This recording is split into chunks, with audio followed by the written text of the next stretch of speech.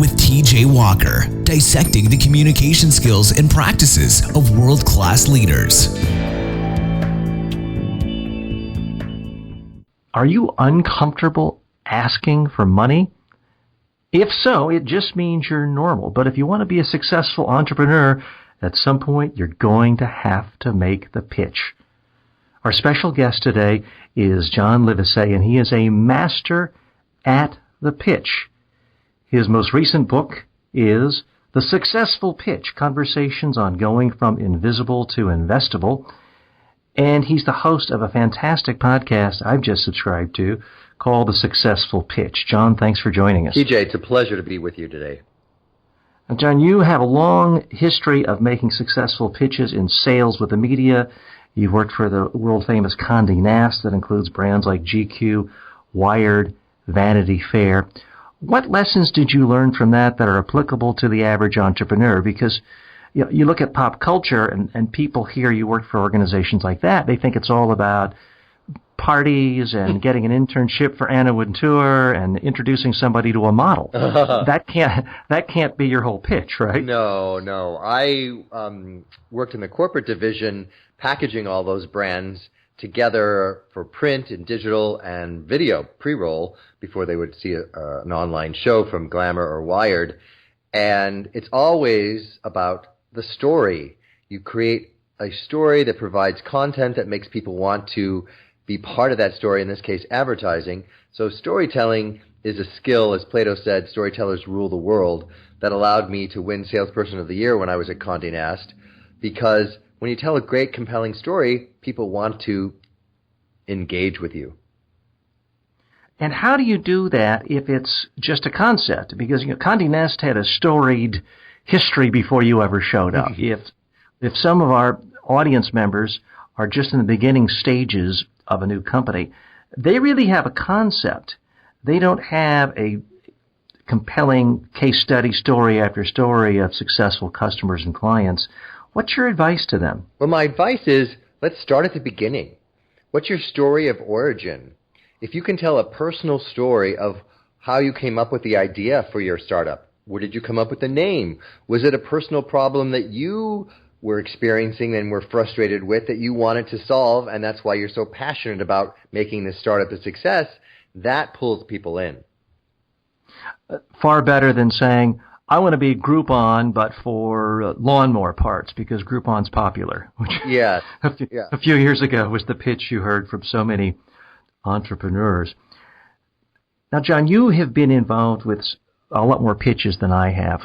Full disclosure, I do work with entrepreneurs from time to time, people going into pitch contests, but it's pretty rare, frankly, because I can't seem to get money out of them. I tend to work with bigger corporate clients, but I have talked to so many investors who go to pitch events, angel investor events, and the thing they say to me again and again and again was, that entrepreneur stood up, talked for 10 minutes, and I had no idea what their business was or how they make money.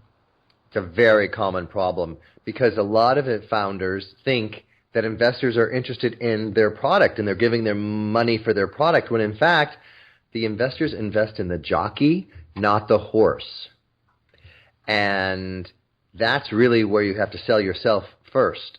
So once you tell them who you are and what problem you're solving, then it suddenly becomes something that's interesting. One of my business partner, Judy Robinette, has judged many pitch contests, and she said a doctor was up talking for 15, 20 minutes, and they were all confused about what it was. And she asked him a couple questions, and she went, you fix holes in hearts.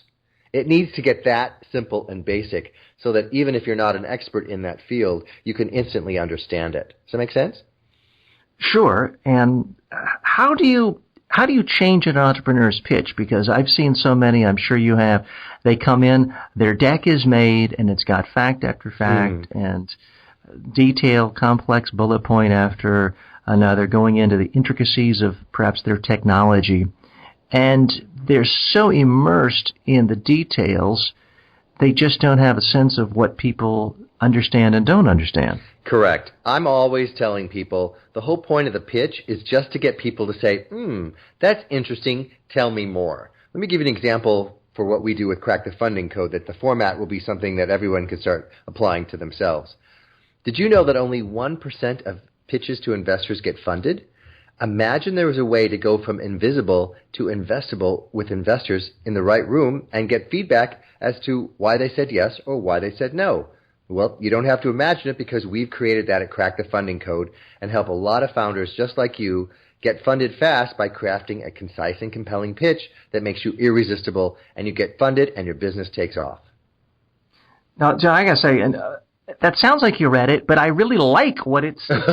It's really compelling.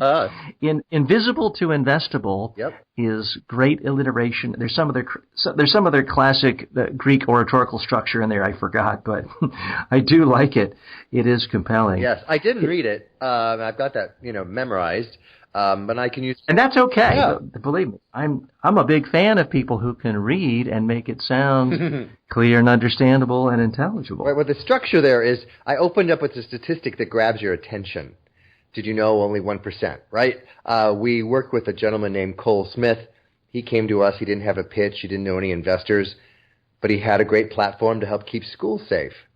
And what it does is, it instantly notifies first responders and all parents instantly when there's a problem, whether it's a shooter, God forbid, or a medical emergency. Right now, they have parents calling each other, and it takes forever. But where it really gets exciting is they also give a floor plan that's color-coded as to where the problem is, so the ambulance or the SWAT team doesn't waste time knowing where to go. So, that is a good story, but we can really tighten it up for him and grab people's attentions and pull at their heartstrings a little bit and say, did you know that guns in schools has been increasing 30% in the last 6 months alone? Imagine there was a way that parents could get peace of mind and the schools could coordinate with first responders and the police to know exactly where a problem is. Well, you don't have to imagine it, because at Tresit Group, we've created a platform that allows parents to have peace of mind knowing that there's a plan in place whenever there's a problem. They're instantly notified in 5 seconds or less, instead of it usually taking 15 minutes. And more importantly, there's a color-coded map that the police get of where to go when lives are at stake and seconds matter. And so walk us through this entrepreneur's process. They came to you, they got help tweaking it, they went from no money to raising angel round, or what did they raise? Sure. They came to us and said, I have a couple of schools that are trying it, so I have proof of concept. It's still pre-revenue. I don't know how to pitch, and I've never pitched before, and I don't know any investors. So Crack the Funding Code, we work with founders like that for 6 months, and we work them through a step-by-step program where we look at their business model. We show them pitch decks, slide by slide, that have been funded, so they follow that template, so they don't make all the mistakes that you were mentioning, like too many words on the slide. And then we're on the phone with him twice a week, and he practiced the pitch. And once he had that ready, we started making an introduction to an angel investor we know. He liked it, invited Cole to pitch to the angel group, and he had 10 minutes. So 10 slides and a 10-minute pitch, and then he had a 10-minute Q&A. And then he got a little nervous, TJ. He said, well, what are they going to ask me? He said, don't worry, we know, and we're going to give you the answers to those questions, so you're not a deer in headlights. If you got the questions before a test in school, that would be cheating, but in life it's called preparation. So he got the second date, which is the whole point of a pitch like that. They invited him back to pitch again for 10 minutes. More angels from the group would be in the room, and the Q&A went to 30 minutes. And he nailed that as well and went into due diligence. So once he had that for the $700,000 that he was seeking, we then got him in front of the New York Angels, which is one of the most prestigious angel groups in the country. And he walked in and he said, look, I really don't need your money because I have another offer, but I'm here because you have such a great reputation for mentorship and connections. So suddenly there's fear of missing out that kicks in, right? Can I follow up just right there? Isn't that sometimes the best fundraising pitch of all, to say, I don't really need your money? Absolutely. People want in. Yeah, but that's a strategy that you need to have in place, right? And that's where, we purposely create that. So they say, well, yes, they start selling him as much as he's selling them. They're like, we have connections to the FBI. We can help you scale this really fast.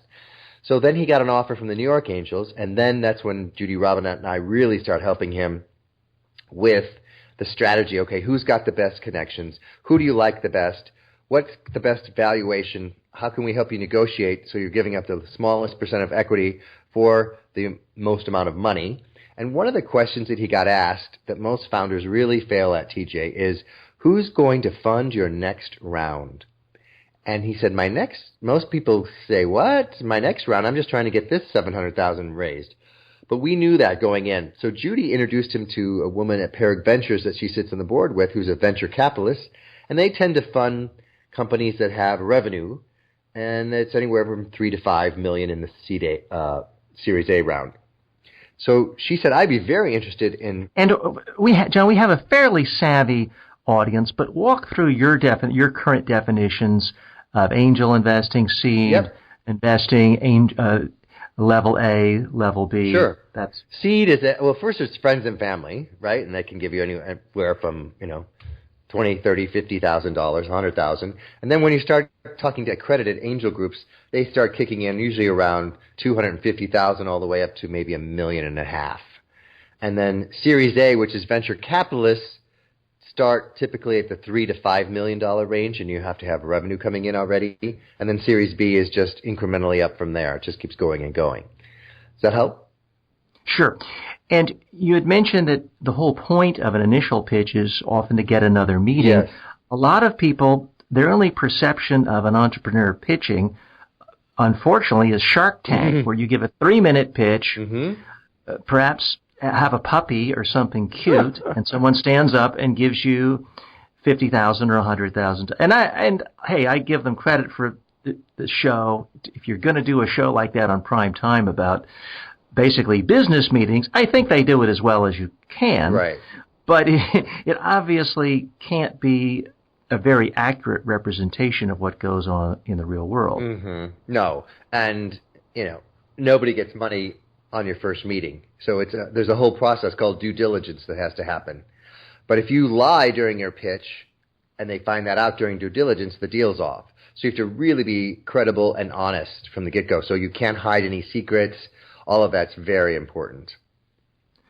Our guest today is John Livesay. You can find out more about him at johnlivesay.com. That's JOHNLIVESAY.com. And you'll find this in the show notes as well. You may want to pick up his latest book, The Successful Pitch, Conversations on Going from Invisible to Investable, or check out his podcast, which is titled The Successful Pitch. You're listening to Speaking with TJ Walker, brought to you by Media Training Worldwide. If you'd like a free, no-obligation online presentation or media training course to help you with your own speeches or media interviews, just click on the link below and you'll be sent a free 100-video online course on how to be a better presenter. So, John, let me put you on the spot. I just gave a pitch to my own audience. You did. Trying to do it in a way that is brief enough that it's not too annoying, under 30 seconds, is fairly low risk, no obligation, giving them something free that's integral to what the whole concept of the show's about. The show is about communication. And I know nobody wants to trash a host who has them on their show, but how would you improve my pitch within my own show to my own audience? I would recommend that you say something along... And by the way, our audience should know, I didn't tell you I was going to ask you that. That's okay. I like spontaneity. I would recommend that you ask some open-ended questions that pull people in. For example, does this sound like you? Have you ever wanted to become a professional speaker or wished that you didn't get so nervous when you get in front of a crowd? If so, then I have just the solution for you.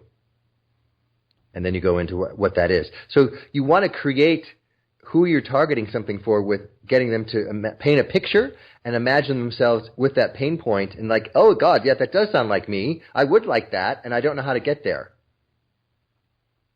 All fantastic suggestions, John. I will take that under advisement. And folks, I got to tell you, I'm not the best speaker in the world in every situation, but one of the things I think I do well, and that all great speakers do, is they're constantly looking for advice and feedback on how to do it a little bit better. And that is part of the secret.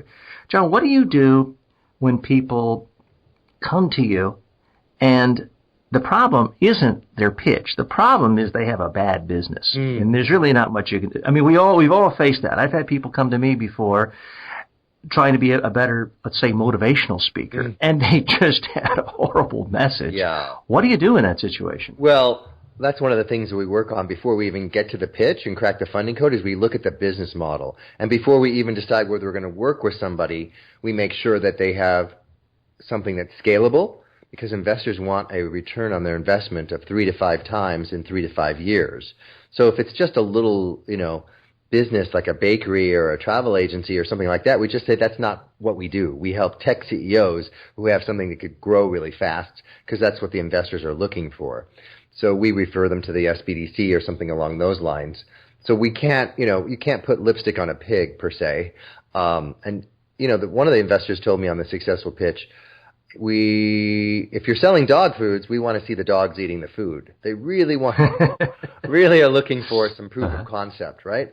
So if you have a problem that you're solving, let's imagine we're pitching Uber before Uber existed. The 2 questions that you have to answer anytime you pitch anything are why you and why now. So why are you uniquely qualified, TJ, to execute this offering that you're doing? Well, you've got a podcast, you've got expertise, you've got training, you've got case studies, right? There's a whole answer to that. And then the why now, in the case of Uber, if we all didn't have smartphones, Uber would never be successful. So there's a lot of things that have to happen to make something successful, including the timing. So you answer those 2 questions, why you and why now, in any pitch, then now more than ever, people need to have really great communication skills. Everyone's expected to talk like a professional newscaster when they get in front of a group, no matter how small or how big. That's something you could use, right? Sure. Well, you mentioned Uber. You make me want to kill myself. I heard the Uber folks give their investor pitch at the New York Angel event. This was probably 8 years ago. And if I had put 10,000 in then. Yes. Oh, what I would be worth today. Oh, well. Yes. Well, imagine, when you paint the picture for something like Uber, you would say, have you ever been in New York City in the middle of the rain at night trying to get a cab after the Broadway show's let out? Imagine you didn't have to do that, and you could have, the cab waiting for you when you got out of your show or your concert or whatever it was, or not have to be soaking wet fighting with 5 other people. Or if you ever had to go to Vegas for a convention and you stand in a line to get a cab that's an hour long in that heat, right? So I painted the picture. You're either hot or wet, frustrated. Even if you yourself haven't experienced one of those 2 things. I'm sweating right now. Yes. It's 72 degrees in this room. You can say, oh, and then boom, now you don't have to because we have this. So that's what you really need to paint that picture on. And they certainly have a compelling story, and full disclosure, I use them all. I'm not an investor. I wish I were. But I do use them almost exclusively when I'm in different cities. The only reason I don't use them, frankly, is if I'm in another country and I just don't have easy internet access, and I don't want to get my credit card out to buy internet in order to get the Uber. That's the only reason.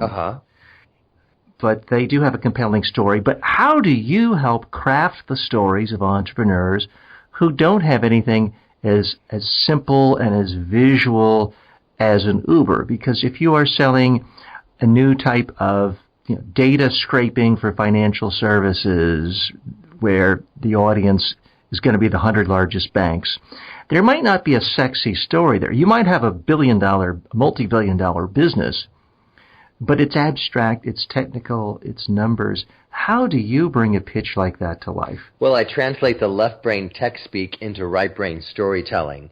There's no amount of technical stuff that can't be translated into a story. And I usually say, tell me the story of one person who's benefited from something. So if it's a healthcare situation, right? Instead of talking about how your product cures cancer or whatever it does, tell me how one person has benefited from using this versus what they were using before your product came along. So you have to paint that picture. In the case of financial situations, there's all kinds of things that people are looking for. For example, if you could, you have trouble saving money to save for your retirement? Well, imagine that every time you made a purchase online, it would round up to the nearest dollar, and that difference between the $3.50 and $4, it would just automatically put that into a mutual fund for you when you have to think about it. Wouldn't that make it easy? Yes. Well, that exists. So you can take almost anything and just describe, I call it stretching the gap from where you are to where you want to go. So I have people visualize, and you could do this for what you're doing, TJ. You're on the left side of a riverbank, and you want to get to the other side of the riverbank. In your case, you want to make people into really great communicators, or in my case, I want to get people funding. So I tell people, in order to even get to the left, to the water, you have to have done certain things, right? Like at Disneyland, you have to be this tall to ride the ride. So in my case, you have to have a team, you have to have an idea, you have to have a little bit of proof of concept that people want this, and then you start to dip your toe into the water. Well, you don't want to get in the middle of the river and start drowning. And what I do is I help people get across that river much faster than they can on their own and without having to do it alone. And when they get to the other side, they get the funding, or they now have, all the communication skills. And then what does that give them, right? It's not, what does the funding give them? The funding is not the end all be all. They go from being stressed out and overwhelmed to having, multiple people that can help them. They can hire other people. They don't have to wear all the hats. They can, their dream becomes a reality. They feel exhilarated to wake up in the morning. That's really what you focus on. John, you mentioned PowerPoint and words and 10 slides. Let's get really, really practical and tactical here. Mm-hmm. Guy Kawasaki famously has a system that he advocates, 10 slides. I think it's 3 bullet points, very set metric. I, on the other hand, advocate not putting any text on a slide you project, but putting text in something you email or hand out, but just using images. But this show isn't about me, it's about you. I want to know what platform, what format do you really recommend for a PowerPoint presentation? Well, I'm big on minimal words and big images, but I do like to have the slides labeled, much like a script. When you present that to a Hollywood movie producer, they expect it to be something that they can easily follow and they know where they are in the story, if you will. So I tell people, put a problem, the word problem on your slide, and give me 3 problems. And then the next slide should be the solution, and it should be the 3 solutions to that problem. So for example, with the example I was giving you with coal, the problem is it takes over 15 minutes for all the parents to get notified and to get through on 911. The solution is it now takes 5 seconds for everybody to be notified, right? The second problem is they don't know where to go. They have to waste time at the front desk. The second solution is they get a floor plan that's color-coded with exactly where to go. Now, all those words aren't spelled out. There's just an image of a floor plan that's color-coded. So the more you can make it really easy to understand, here's the 3 problems, here's the 3 solutions, boom. Is that helpful? I think. Sure. Yeah, so instantly I understand what problem you're solving and what it's like after someone uses your platform, for example. John, you mentioned Hollywood. You worked at Condé Nast, the famed media conglomerate, for 20 years. It instantly conjures up images of sort of, you're not old enough to be Madman era, but it conjures up images of pitch presentations in sort of a Madman boardroom. I don't want you to name names, but can you recall certain pitches that you thought were just awful, whether someone was drunk, made sexist remarks? Are there any really bad pitches that stand out from your media career? Mostly just talking and never listening. That's the worst thing in the world, is when you never ask the client a question and never have a sense of what problem you're solving and just talk and talk and talk about how great you are or how great the product is, and you leave the meeting with no next steps, no sense of whether you help them, what their criteria was. It's just, those are disasters when somebody just goes in there and doesn't ask any questions, and hasn't done their due diligence. So I coach all my clients, you must do as much due diligence on the investors as they're going to do on you before you go in the room. So go on their LinkedIn profiles, see what blogs they've written, be able to comment on that, see what other founders they've funded, and see if you can talk to those founders about what it's like to work with them. all that really sets you apart from your competition. What's the best pitch you've ever seen in real life, and what's the best pitch you've ever heard of in pop culture? I mean, I'm instantly thinking of, the eBay founder saying, here's this Pez dispenser. They don't make them anymore. I want to figure out a way of getting. I mean, that was essentially his pitch. Who do you think has had some of the best new business pitches in history, and who are the best ones you've seen, whether they're a client of yours or not, where you've seen them in person? Well, I think Airbnb has a great pitch, and that pitch deck is available online for you to take a look at, And again, that's a classic example of why now. Had the economy not been in trouble in 2008, 2009, people would not have been so willing to let people use strangers into their home. Yeah. So you really, have a behavior change that's motivated by why now. So they really were able to tap into that mindset, and that's why they were able to be so successful. And that, then they really took it one step further and said, the millennials are not, interested in signing a year lease on an apartment. So they want to check out neighborhoods in New York City and stay a couple weeks or a month in different neighborhoods before they commit to an apartment. I thought, wow, what a clever use of Airbnb's concept beyond just vacationers. So all that really impressed me because there's multiple uses. I think one of the key things for everyone to remember is don't try to boil the ocean. That's what an investor told me, that's one of the biggest mistakes. Back in the day, Amazon just sold books. Jeff Bezos, had 500 employees against Barnes & Noble's 5,000. And he said, we're just going to focus on being the best online bookseller and not worry about their brick and mortar and how many people they have selling books online. And of course, once they had the proof of concept with books, then they can now sell everything under the sun. But most people forget that, and they start their entire pitch with, we're going to sell everything. Imagine if Amazon... To everybody. Yes. Yeah. But Amazon was very specific, and that really is the key. Focus on one thing first. And you look at so many successful companies, they did that. Facebook wasn't for the whole world. They weren't for the whole country. Yep. They weren't for all college students. They were just for students at Harvard. Mm-hmm. They dominated that and built out. Yeah. It's one of the exercises I have my clients do. You're asking me one of the real life pitches that I have heard that I love is I have them stack their moments of certainty, TJ, especially before they get in front of somebody to pitch. So instead of all that negative self-talk kicking in, like, oh, they're never going to buy from me or invest in me, or I'm nervous, this never will work, I have them shift it. I go, write down 4 or 5 times in your life when you knew you nailed it. I got hired, I got somebody to go on a date with me, whatever it was. And you put that into your head before you go pitch somebody. So one of my clients, Martin, said that exercise really was powerful for him. I said, well, tell me one of your moments of certainty.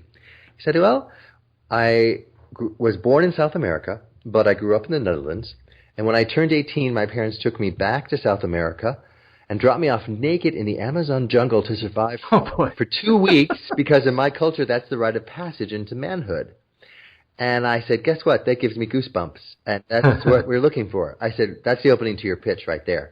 Because, again, investors investing. It gets your attention. Yeah. I said, but then here's where the skill comes in. I go, Martin, what did you learn in the Amazon jungle? He said, well, I learned how to focus and pivot and persevere. I said, and here's the transition statement. We're going to take those lessons from the Amazon jungle to the concrete jungle of being an entrepreneur. And when he had that practice and honed, he won a pitch contest because investors say, I'm going to put my money on the guy who can survive the Amazon jungle. He'll be able to survive any problems with his business. Our guest today is John Livesay. You can find out more about him at johnlivesay.com. You can see the trailer for his new book in the program notes as well, so check that out. And you may want to listen to upcoming episodes of his podcast, the Successful Pitch Podcast. John, there's a lot going on with interest rates around the world, rates of return. Some have speculated that's caused a mass flooding of available angel investment and venture capital simply because investors don't know how to get any return on their investment. And you listen to Jason Calacanis and those who are the real insiders, Silicon Valley, they say it's never been easier for a business to get funding, that basically anyone with a pulse can get funding because there's so much more money chasing it, combined with the fact that with storage space on the cloud, the expenses of so many startups are lower than ever before. Do you buy into that?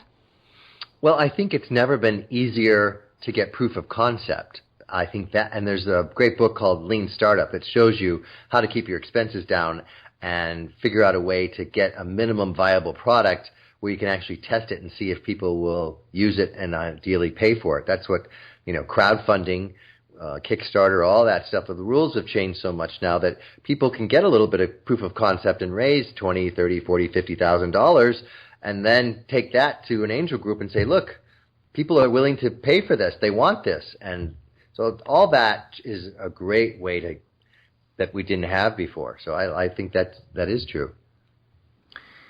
And what percentage, it's hard to quantify this, but are there very many people who have great ideas and simply don't have the right pitch? They haven't practiced enough, they haven't gone to people like you to get better and are going unfunded? Or are most investors able to see through a bad pitch because the underlying business value is there? Oh, God. I would say that only 10% of the pitches that the investors hear are good, and they don't have the time or the interest to see through it. The minute you confuse them, they're out. The minute you lose credibility, they're out. They literally see about 2,500 pitches in a year and fund 25. And 24 of those came from a warm introduction. So not only do you have to have a good pitch, you have to have a warm introduction, which is why Judy Robinette and I decided that was the winning formula. Because we were struggling, me in particular, people would pay me to help them with their pitch, but what they really wanted was a warm introduction to the right investors. So that's the motivation to start my podcast, was I had to figure out a way to build my network of investors so that I could make the full circle. I'll make the introduction to an investor, but only after you have a good pitch, because it's my credibility on the line and social capital that they trust me to vet you, and that's how it all goes.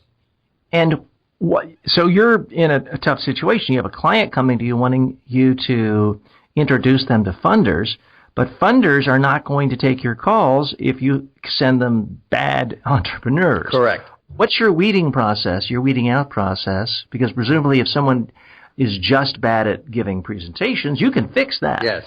How do you weed out the ones before you to say, okay, I can now submit this person to a funder, and I know even if they don't fund it, they'll at least respect the fact and appreciate the fact that I sent this entrepreneur their way? Right. Well, the first thing is we don't work with anybody who's not coachable, because the investors want people who are coachable. They're not just going to give you money. They want you to give feedback on their advice and see how easy you are to work with. So that's the number one criteria we look for. We don't have to work with anybody we don't like, trust, or know. So that's, we can tell that pretty quickly in a very short amount of time before we even let them in to crack the funding code. And then once you get somebody who's coachable and has a product that's scalable, then it's all about working with them on their willingness to practice and follow our advice. So you can't walk in and say, I'm pre-revenue and I think my valuation is $10 million when we tell people it's between 3 to 5, depending on where you live. And, if you say you have a $10 million valuation and want X amount of money for only a small percent, you're going to get a no. So there's all those areas go into play. You mentioned earlier that some things people do in a presentation, a pitch, can destroy their credibility. What specifically have you seen people do? Is it say billion when they mean million? Is it saying we're for everybody? Is it chewing their nails? Oh, God. What are the sort of things that you have seen in the room where investors kind of rolled their eyes and that was it? We don't have any competition. That means you don't have a market. Please sign this non-disclosure agreement before I tell you anything. That's a no. Let's take 30 seconds out for that. Explain to our audience what that even means and why most venture capitalists will scoff at the idea of any investor asking for, or any entrepreneur asking for that. Well, first of all, like I said, they're seeing so many pitches in a year. They don't have time to steal your ideas. They're not interested in that. And so a non-disclosure agreement is just something that a lot of founders fear that someone's going to steal their idea. And at the end of the day, it's not about the idea. It's the person's ability to execute that idea. So it just shows you're an amateur if you don't trust the investors to listen to your pitch without signing a non-disclosure agreement. So, folks, because people send those to me sometimes, don't send people your non-disclosure if you're asking for money. If you're hiring them as a vendor, fine. Right. Another one is if we only get 1% of all the people who take taxis, we're going to be rich. Yes. So those are the big three. A non-disclosure agreement, only 1% of the market, and you want to do the opposite. You want to say, here's what we're going to do with your money. We're going to hire a sales force, then we're going to run ads on Facebook, and then we're going to build our business from the bottom up, not the top down. And then, of course, we have analyzed our competition, and here's what we do different and what our barrier to entry is so that somebody can't just duplicate what we're doing. And that is the big fear of investors quite often, is it, okay, sounds like a good idea, why won't Google do this, or Apple, or Microsoft? Mm-hmm. Exactly. Yes. Yeah. Of course, Amazon heard that from Barnes & Noble and Walmart. Mm-hmm. The big players are typically too entrenched in what they're doing to focus on the small stuff. Oh, yeah. You need to stay in your own lane, as Michael Phelps said. I had, the good fortune to meet him at an event I did at Condé Nast, and he said, you have to be willing to do what other people are not. I was willing to work out on Sundays when almost everybody else was not, so I got 52 more workouts in a year than most people. So it's not just your idea, it's your mindset, and it's you're willing to do what other people aren't that really sets you apart. There's so many more opportunities for people to pitch than there used to be. You've got, part of it is the SEC regulation has changed. It's easier to crowdsource. It's easier to go on podcasts. It's easier to connect with people on LinkedIn. There are more and more people out there calling themselves angel investors. How does someone, and perhaps this is a perfect reason why they should hire someone like you, how does an entrepreneur who has a pretty good idea and has a pretty good pitch even navigate all the different places where they can pitch these days?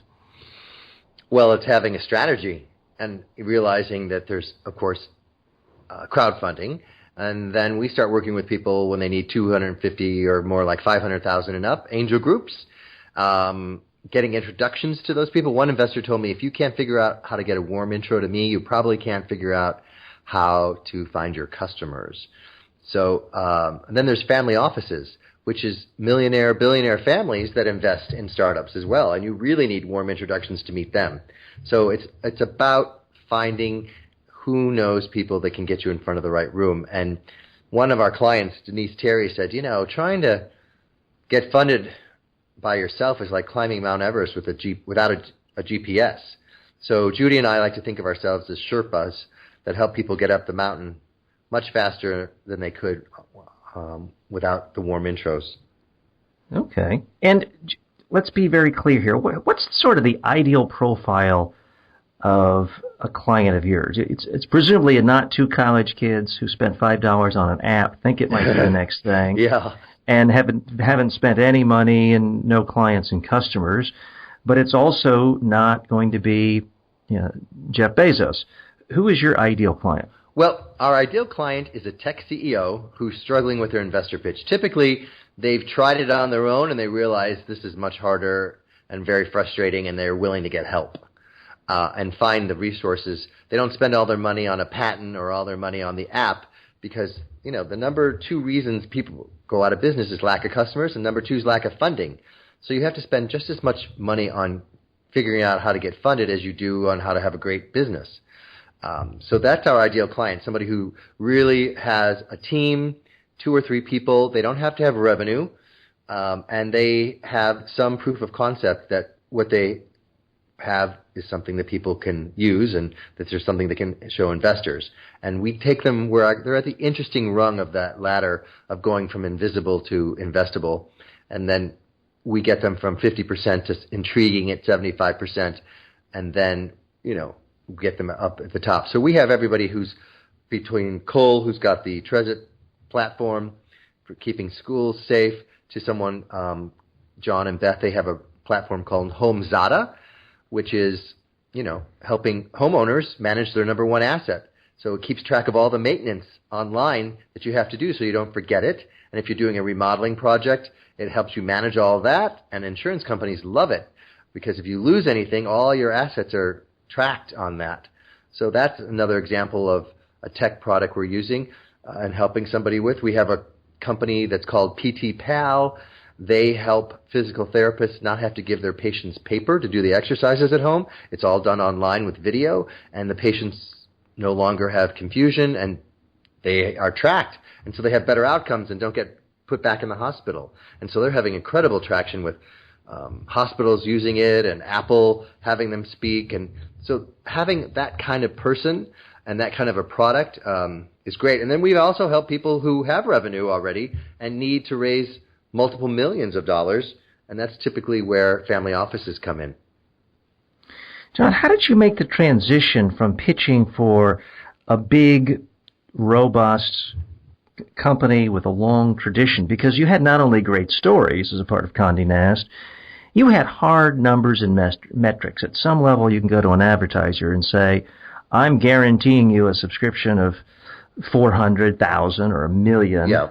And they're buying on numbers. I'm not suggesting that's easy, but it is different from selling a concept. And I also want to know, did you have any big failures as a pitch? Because I can tell you personally, I failed a lot in speeches, presentations, and I can tell you also, my audience loves it. If I post a blunder or a mistake on Facebook, as I did just yesterday, people love when I pick apart my own mistakes because that just makes it easier for them to relate. Sure. Well, there's two questions there, so let me answer the first one.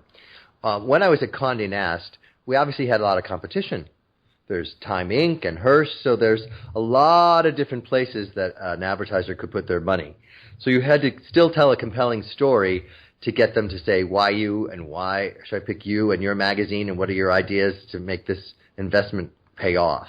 One of the things I did in corporate at Condé Nast was look at startups, and particularly in the mobile area, that Condé Nast could use to help monetize the brand. So the problem was that advertisers were saying, look, we're not going to spend $50,000 on a digital ad that doesn't sell product. We'll do it in print for branding, but we're not going to do it online. So I found a company called Haul-Stars, Haul, that has a shoppable video player. And I thought, oh, this could really help. And so I had him come in and pitch, and he confused the people at Style.com. They didn't understand because he talked about how it worked, and it was time-stamped, and they went, we're not going to let that go out into the marketplace. I said, let me work with him. So I said, here's the problem. Nobody clicks on a static banner ad. The solution is we film a fashion blogger who's got a huge following, so it's a video ad instead of a static banner ad, and while you're watching this fashion blogger talk after you click on the ad, you can then buy the clothes right from her. And they go, oh, well, now we understand that. We don't care how it works. And so they said, we'll let you, if you go pitch with him and our rep to the people at AG Jeans. AG Jeans said, this is exactly the kind of thing we're looking for. We'll use it. And they sold $50,000 worth of jeans in 3 days, so they already made their money back. And he got proof of concept. So that's how I transitioned from selling at Condé Nast to selling to help tech startups, because I realized they're not typically good storytellers because they're tech people. And how about any blunders? What was your worst pitch ever? Oh, gosh. In my Condé Nast days or in my days now? Anytime. I remember... Although it seems less painful if you can talk about 20 years ago, yes, but I'll let you decide. Yes. Well, one of them that stands out was I was pitching Nordstrom's to advertise, and my publisher had flown in from New York, and I flew up from LA to Seattle, and we got there. I confirmed the meeting. It was a Monday, 9 a.m., so we flew in Sunday night, and we walk in, and they go, oh, we're so sorry. There's an emergency, and the key decision maker will not be able to take the meeting. And so we have, some junior person who will sit in the room, which is totally inappropriate for a publisher to be meeting with somebody at that level. So he was already mad at me for that. And he said, just go through the presentation really fast because it doesn't matter. This person can't say yes anyway.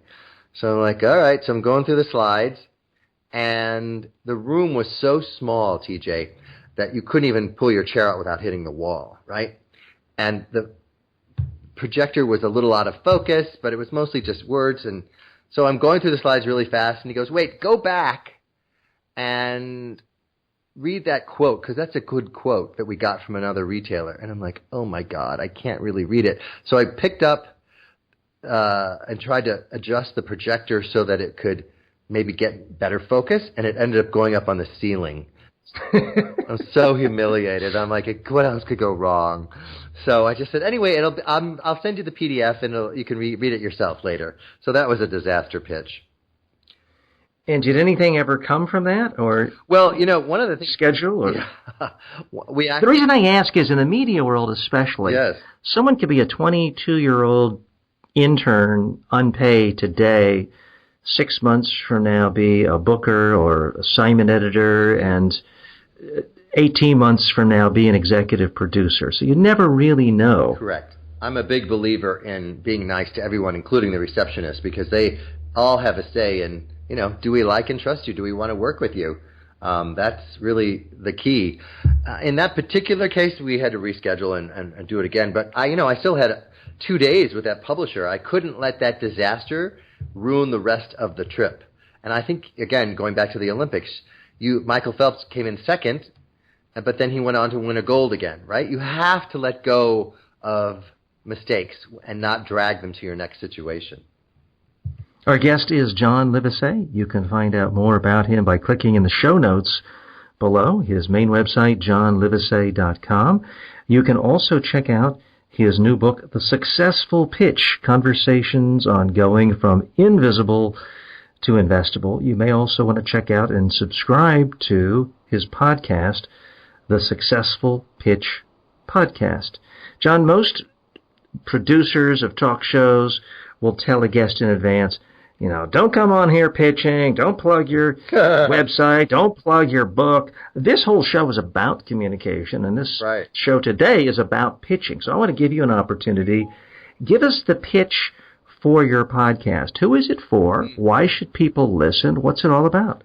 Well, the successful pitch is for people who want to hear right from the horse's mouth. In fact, it's almost a feeling of eavesdropping in on a conversation that an investor has on how they decide which pitch they're going to fund. And you could have a very difficult time getting an investor at these levels on the phone, let alone getting them to spend time telling you how they like to hear a pitch. Like one investor, Ben Nazarin, is one of the top investors in Silicon Valley. And he said to me, I invest in 5 things. Team. How big is the market, and what's the vision? And I like to see the team slide as the second slide, which is not normally the right order. Well, that is just gold if you get the opportunity through a warm introduction from me to pitch Ben, because you now know to put the team slide as the second slide. So there's lots of good little nuggets like that you learn from listening to the successful pitch.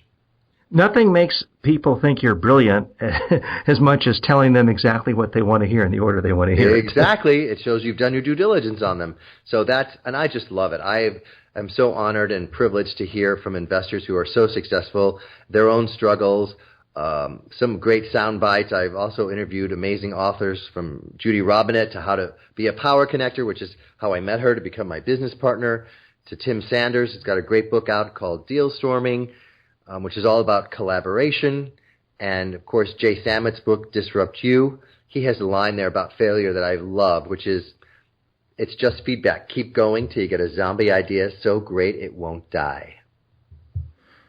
That does remind me, I have to tell you, I have a friend, I'm not going to mention her name, but she has had the worst business idea I've ever heard of. She went on Shark Tank, and one of the investors said to her, "This is the worst business idea I've ever heard of." And she has been at it for 7 years and doesn't seem to know. So I just put out there are times when you have to figure out it's just not working, but presumably most people can make pivots the right way and get around that at some point. Let's talk about your book. Give us a pitch for the book. What do I get from the book that I won't absorb by listening to your podcast on a regular basis? Well, some people don't have time to listen to the podcast for whatever reason.